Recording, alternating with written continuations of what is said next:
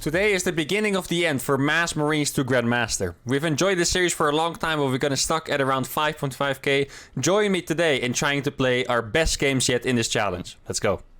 Alright, first game is against the Grandmaster Protoss, who we haven't seen before. Now the reason I said it's the beginning of the end and not quite the end, I will explain to you now.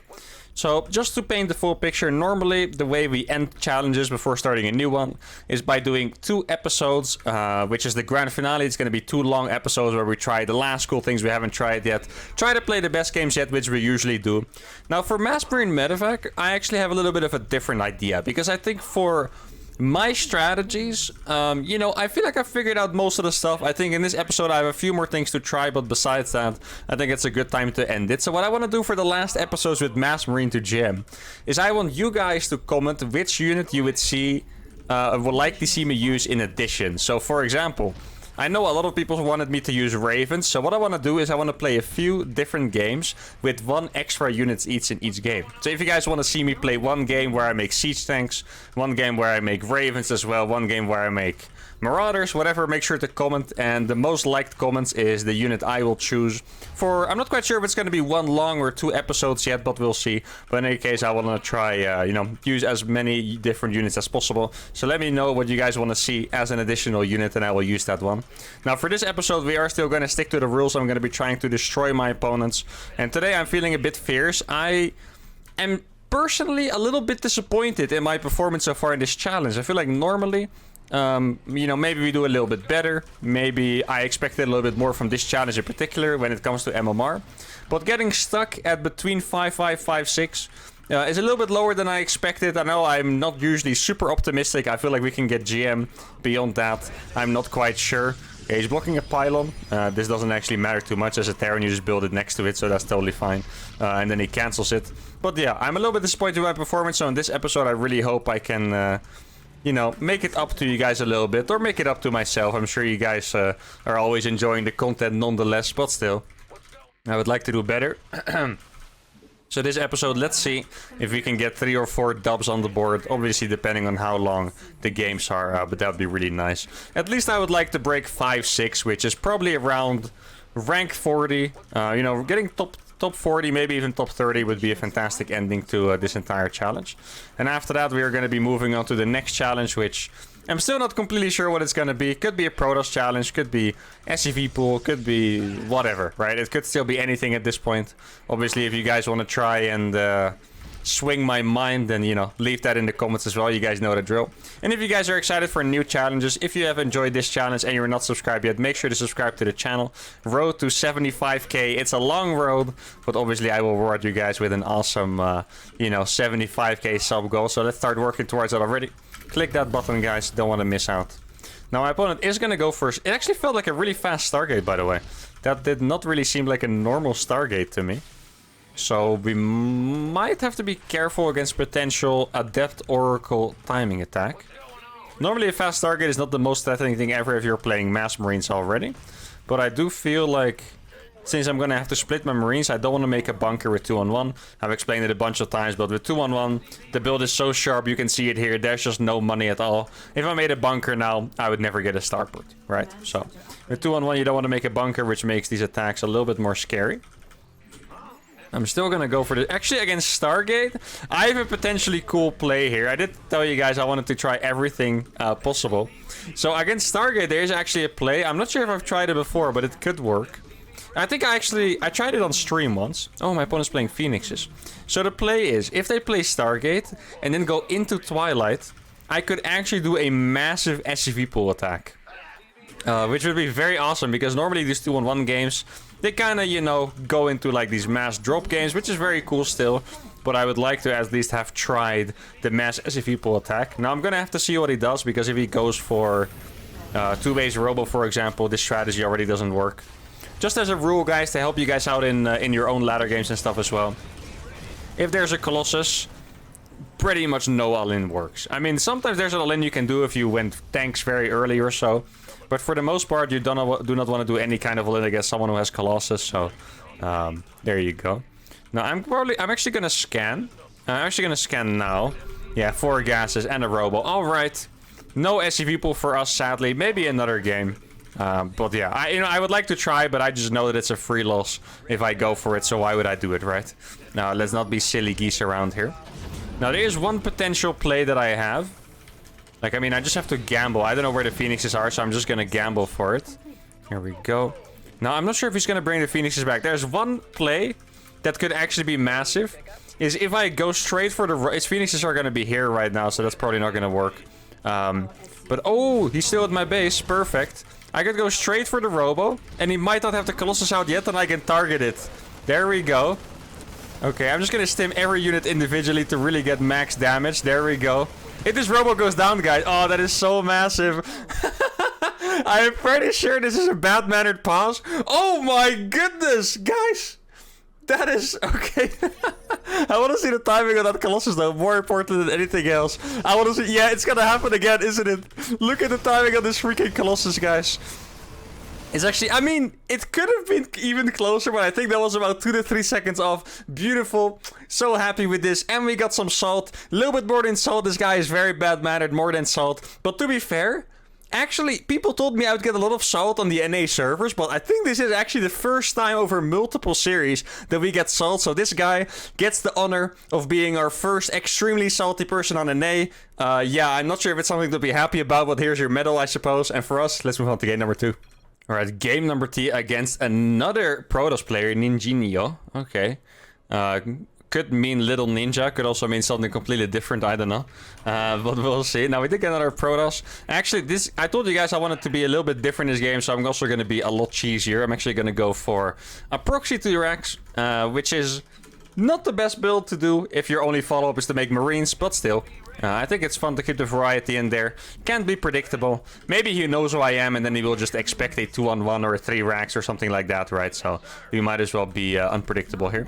Now, I did mispath my SCV a little bit. I saw it on the mini-map, so I might arrive slightly late. Like, at most 2 seconds, but those 2 seconds could be valuable. Let's see. Obviously, I want to make my barracks, like, right around here, as close as possibly can. Doesn't look like it's going to be that bad, though. There we go. I mean, my depot wasn't finished, so I couldn't make the barracks, so... yeah, that was actually totally fine. Obviously, we need to hope he doesn't scout for my proxy, because that's going to make things way more complicated. Now, it does seem a bit rare. I don't think, actually... I mean, I haven't proxied that much throughout my series, to be fair. Well, I did it in the Cheese to GM series, right? But I think I haven't been proxying that much. But I also feel like whenever I proxied, it wouldn't usually get scouted. We did have that one game in another video. That was actually... that was in my ESL Cheese video, actually. We played against Gerald, really good Protoss player. And he did actually scout our proxy. But besides that, I don't think we've actually encountered that. Now, this gas... You would wonder, Mark, why on earth are you making a gas? You're only making Marines. Good point. But I think I still need this gas, because without this gas, my build looks too ridiculous, and he will probably just hard counter it. Like right now, he can know exactly what I'm doing based on what I have. This gas is at a timing that this has to be a proxy 2 racks. There's no other build this can be. Assuming he knows Terran builds, right? No! Oh, this is gonna be beautiful, guys. He fell into the trap. I think we're gonna win this game instantly. Oh, this is actually gonna be so rough for him. This is a super good build order for us. If they wall the natural when you bunker rush them, it's so much trouble. Now, the RNG on this SCV was rough. Can we get his... Come here. Where are you going? Okay, there we go. So now his only hope is to pop the SCV out on the outside, or the Zealot, but then I can obviously still kill it. He's gonna lose his entire natural here, guys. And there's not much he can do about it. Now, yeah, the SCV RNG there was truly terrible, but still, don't think it matters. Doesn't even look like he's making a Zealot, by the way. It's taking too long. Yeah, I was gonna say. Yeah, this entire natural is forfeit. He's gonna lose his Gateway, Cybercore, Nexus. Everything is gonna be gone.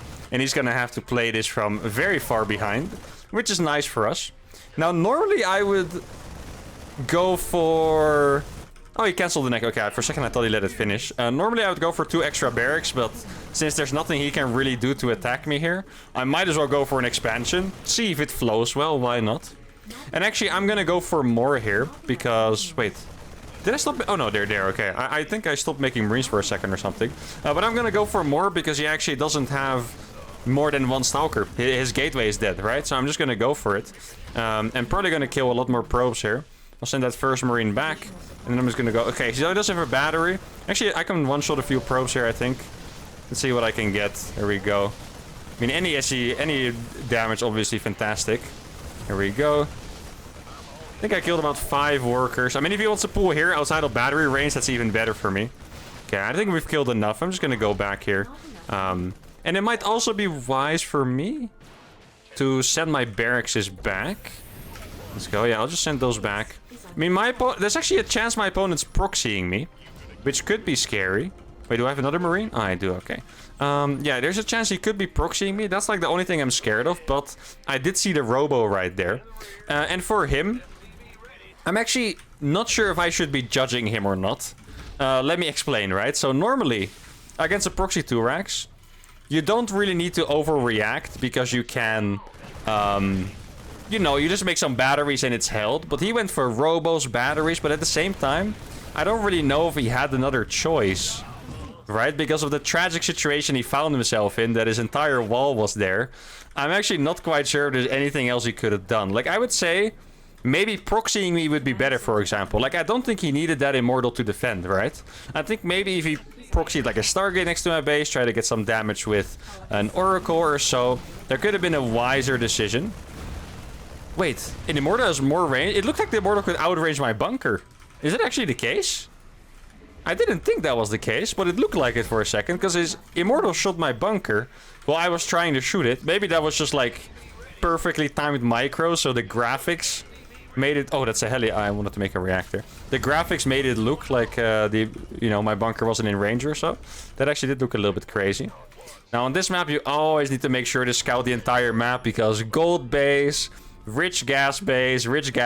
So if someone wants to come back, it's probably a pretty good map for it, because there's so many, I wouldn't say comeback mechanics, because they're not the way, it's not the way they're usually used, but it's still a little bit of a comeback mechanic, right? Those crazy gas bases and whatnot. Now, all I'm gonna do here is patrol a marine at the front and make a turret here so I don't die to DTs, and then I'm gonna feel pretty safe for the rest of it. Now, do I feel safe enough to make reactors on all of these barracks? Probably not.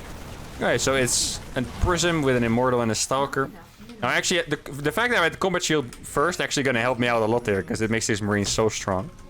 Let's get another gas. Gonna get a turret here and a turret here. Just anti-prism, defense. I don't think he can have an observer, right? I mean, he might. I always feel weird when I say that, because since it's a cloaked unit, you never know if it's, been spying on me all the time already from like there. But I think he can't have an observer because he needed to make that Immortal very fast. Or at least he did make it very fast to defend. Now I'm gonna go across with this. Stim is actually not gonna be finished for these. I was gonna say these Marines might be able to end the game. But without Stim, they still might, depending on how gritty he is. But without Stim, they're not going to be that strong anyway. And he always has a recall available, right? Don't forget about recall. One of the strongest tools that Protoss has. Probably retaking this base, if I had to guess. Yeah, exactly. He's making a battery. I think if he hasn't gone for like Colossus or anything, he might even leave at this point. Not quite sure what he has. But if he was really being greedy, then there's a chance this is actually like a game-winning drop here already. Did I get my upgrades? Yeah, I did, okay. So he had to cancel the Nexus. He's actually... Oh, Twilight.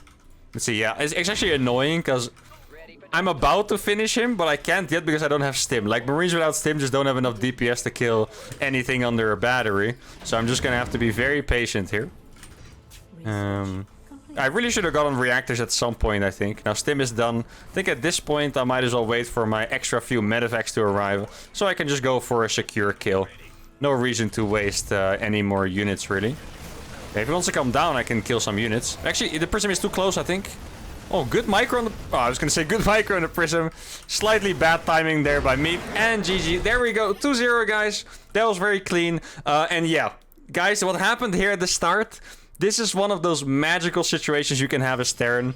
If you do proxy 2-rax and they wall off, you wall them in, and they're in so much trouble. Very often, by the way, they would even make the cyber core here, for example, and then you can plug it with just one bunker, and that's going to be the saddest bunker ever for them to see, because here you guys could see it, there was nothing he could do.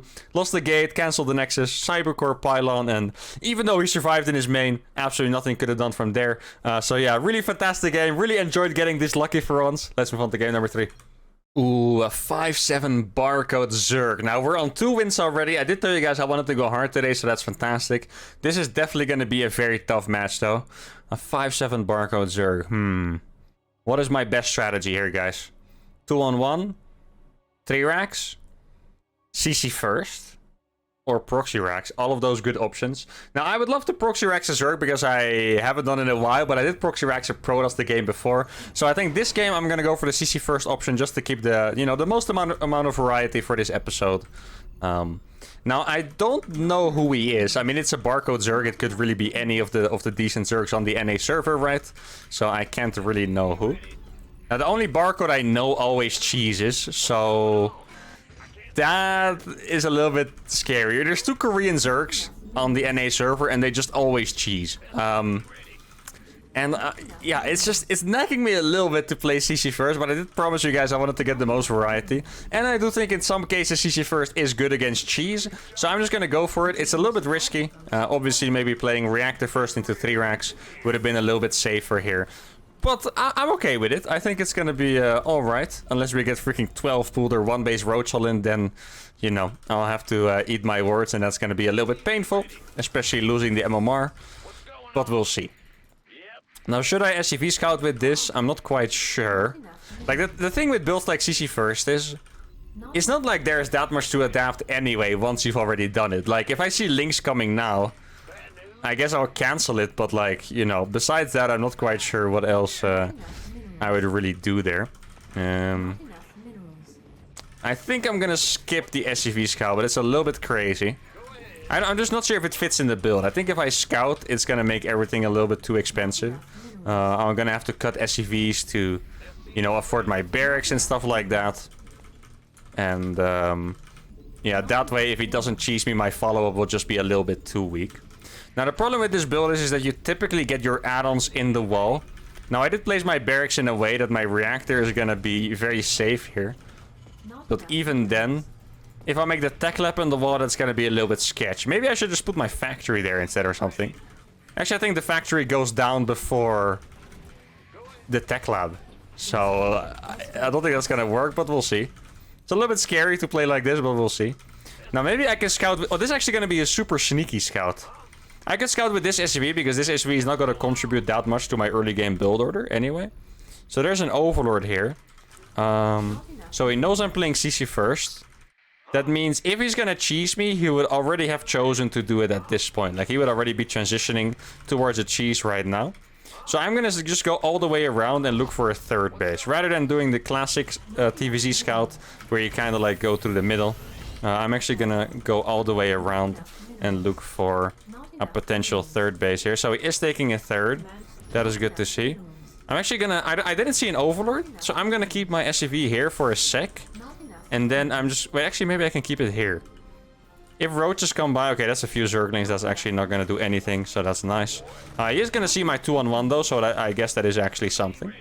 Oh, no. I think my Marines were awkwarding. Yeah, I only clicked one of them on top. That's unfortunate. Okay, there we go. And now I'm gonna go into the natural. And then if there's a roach warren, we should be able to... Oh my god, that was awful. We should be able to see it. He does have a decent amount of drones, actually. I think there were more drones finishing there as well. So I think we're safe. It's always gonna be a bit risky to make this call, but I feel like we're safe. If you guys just saw a roach warren pop out and, or a roach pop out and I didn't, you guys are probably shaking your head right now like, please make a bunker. Oh, here's link speed. Oh, 2 SCVs lost. That's a big deal. That sucks. Okay. I mean, not much we can do about it. Mistakes happen. Well, actually, I'm not even sure if that's such a mistake. Like, this map is maybe just not the best for the build. Because the natural ramp is too far away from my main ramp. So there's not really a proper place to position my units. Normally with this build, you have your units positioned kind of like in between. So maybe the ramp is here, you'll put them here, right? So you're kind of in a corner and you're safe. But on this map, the ramp is just so freaking far that I actually can't really position it properly at all. Now, because I lost a bunch of SCVs, you can tell that my mineral to gas ratio is a little bit skewed. But I don't think it's that bad yet. Could always be worse.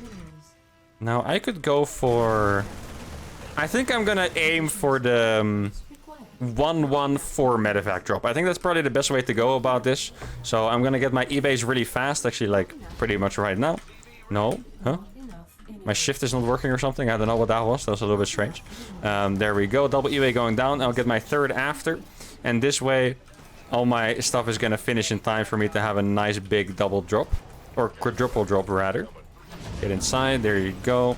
Might be able to deny his fourth base with this. Actually, there is a Zerg barcode that plays a really weird 2-base muta build. It could technically be that build as well. And in which case, I don't even know who it's good for. I think normally a 2-on-1 is decent against 2-base muta, but it's the kind of situation where you do actually need to know that it is happening, else it's not as good. Okay. See, did I get my... I did get my combat shield, that is nice. He has no queen, so this definitely looks like he's playing that build. The weird 2-base muta version. And in his version... I guess it is just the same Zerg then. In his version... The mutas finish at about 6 minutes, I believe. Oh, no. Okay, I think I only lost 1. Okay, I was gonna lose 3 there, but I only lost 1, which is nice. Oh, yeah, they finish at about 6 minutes. So I still have a little bit of time to get my drop out. There we go. I mean, if I get 1-1 and combat shields, it's gonna be super good. Ah, crap.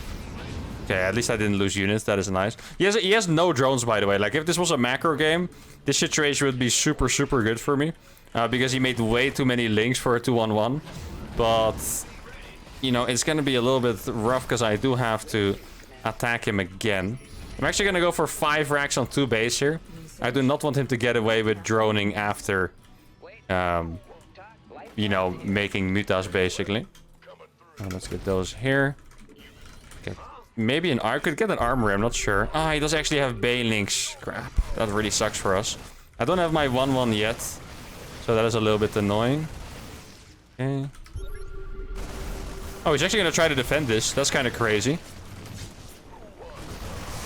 I targeted all of them. Let's freaking go. That is huge.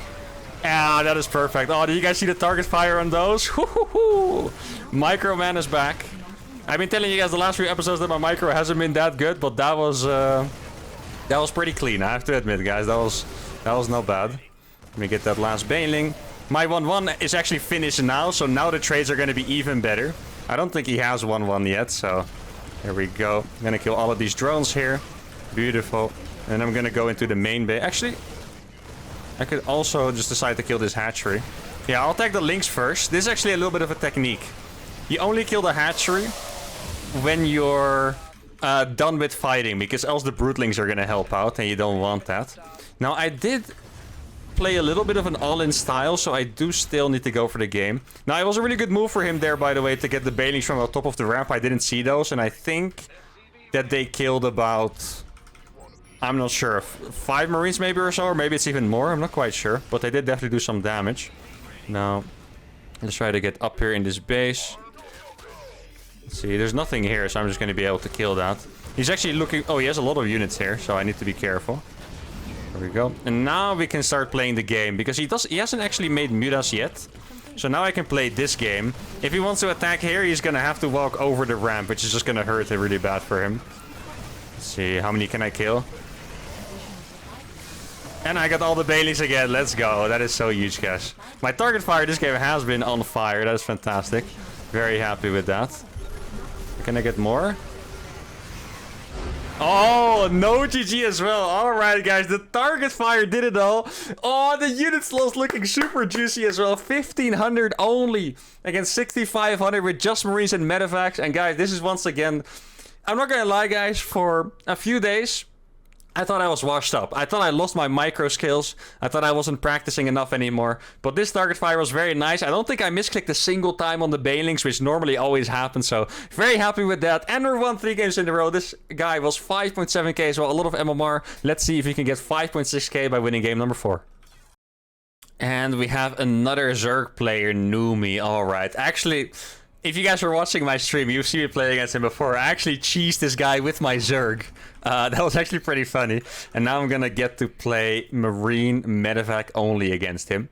Now, we did the CC first last game, so I think Actually, this is a perfect way to end the regular season of Mass Marine Manufactured GM.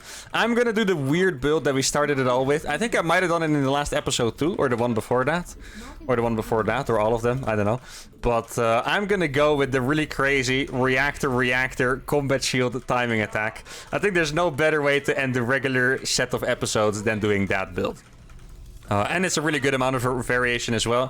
First game we did 2-on-1, I believe. No, that's not quite correct, right? We played against the Protoss. Yeah, the first game was a 2-on-1.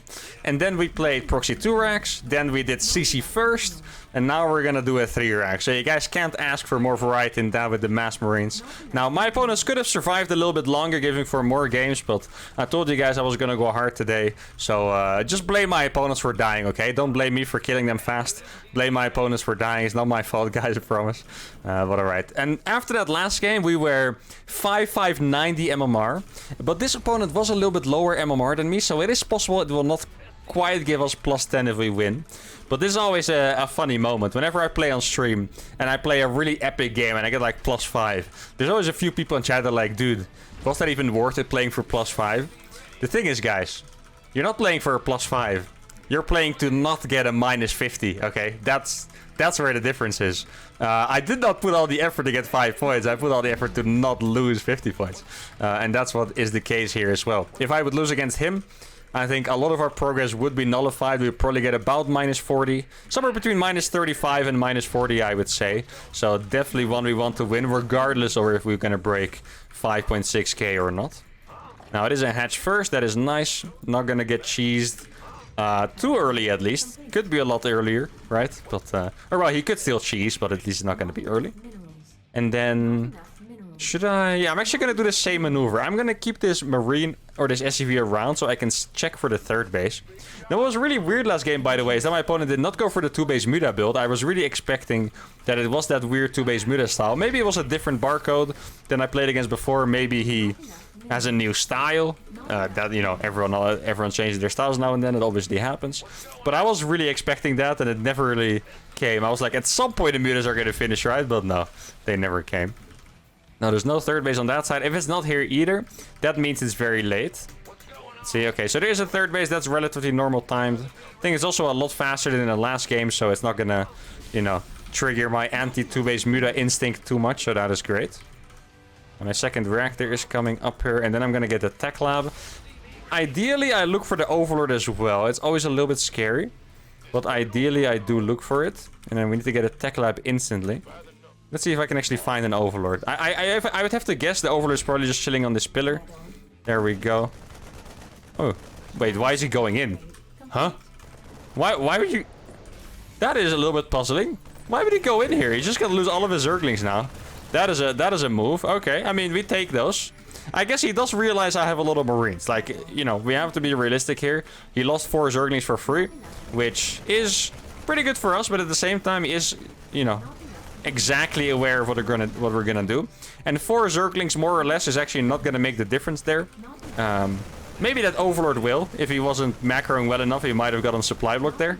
But yeah, overall, this is not a particularly great position for us because he's aware of our strategy. And this strategy has a really hard counter, which is Banelings. It's not the most complicated blind counter ever, but yeah. Or not even blind, right? But just a normal counter. A hard counter, maybe even you can say. I always think if... It's kind of hard to define what kind of a counter Marine is to a Baneling, or a Baneling to a Marine, because if there's no stim, it's a hard counter. But if they do have stim, then it's a hard counter unless the micro is too good, right? In which case it might not even be a soft counter at all. So it's a little bit weird to define that. And I think we have enough Marines to go across here. And then... I'm actually gonna try follow it up in the same way with the double eBay. I don't think we did this before. But it is gonna be a cool experiment nonetheless. Let's see. Gonna arrive... 450 is when my upgrade finishes. Because it's 80 seconds. So it does pretty much take exactly 20 seconds less than Stim. Should be 22 to be precise, but, you know, basically the same thing. Now, I actually have enough Marines here, so this is nice. I guess he probably has... Oh, wait, no Banelings here. Guys, with Combat Shield, these are really good against the Lynx. Let's see. There's still no Banelings right now. Okay. Like, normally you have Stim and way less Marines, but with Combat Shield, you have so many Marines, guys. Oh my god, this build is actually sick. I think we finally got the conclusion to this at the end of the regular episodes. This build is just insane. And actually, I'm going to share you guys a little bit of info here. This build might even be better against pros than non-pros, because the best response to the 3 racks build from Reactor First is to not get banelings, because you can defend it with just links, and then you get banelings for the second wave. And I feel like people that are not pros are more likely to make banelings. This guy just tried to make so many links, but it seems like this build might just counter it, because I have even more Marines than normal. This is 24 Marines with combat shield, and especially when you're getting surrounded, combat shield is better than stim. It's a 20 HP difference, guys. Almost double. 35 to 55. If you're not getting surrounded, stim is probably better because you can kite away. But here in this situation, links only. This build is actually very good. Anyway, hope you guys enjoyed this episode. Looking forward to what you guys are going to respond in the comments for the real grand finale of Mass Marine Manufacturer Gridmaster. Make sure to give the video a like, subscribe to the channel, and I'll see you all for the next one. Adios.